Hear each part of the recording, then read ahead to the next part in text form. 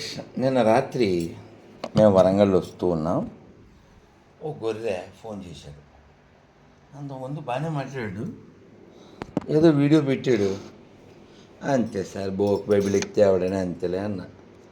వెంటనే అతనిలో లక్షణం బయటపడిపోయింది. అతనికి నాకు మధ్యలో కన్వర్సేషన్ ఇలా అయితే ఫోన్ చేయన్నాను. ఇప్పుడు ఫోన్ చేస్తాడు, జస్ట్ విందాం మనం.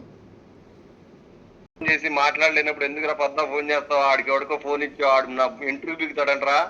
వాడు నువ్వు నాకు కలిసి నా ఇంటర్వ్యూ ముక్క చివరి దంపగలరంటరా లంజా కొడక. ఎరా ఏం నేను తిట్టానని ఆడు చెప్పుకున్నాడు, ఆడేం పీకుతాడరా పోరం ఒక నా కొడక. ఆడేం పీకుతాడరా?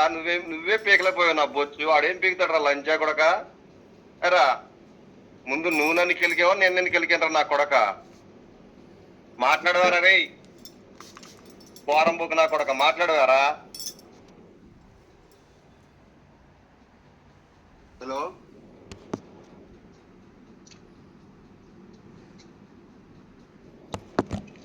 ఇది ఏడు పని. ఫోన్ చేస్తాడు, మాట్లాడతా, కుసేపు భజన చేసుకుంటాడు. అలాంటప్పుడు నన్ను కెలుక్కోవడం ఎందుకు?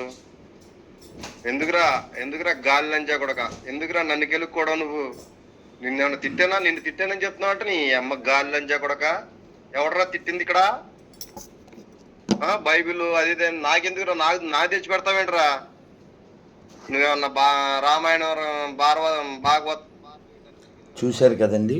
ఎవరికైనా ఈ బోక్ బైబిల్ ఎక్కితే ఎలా దిగజారుతారో, మనం ఏం మాట్లాడకపోయినా వాళ్ళు అలా మాట్లాడతారు. అందువల్ల అతను మంచివాడే, ఇక్కడ హిందువులకి తెలుగు వాళ్ళకి పుట్టినవాడే. కానీ ఆ బోక్ బైబిల్ ఎఫెక్ట్ అది. మీరు కావాలితే మీరు ప్రయత్నం చేసి చూడండి. Okay sir.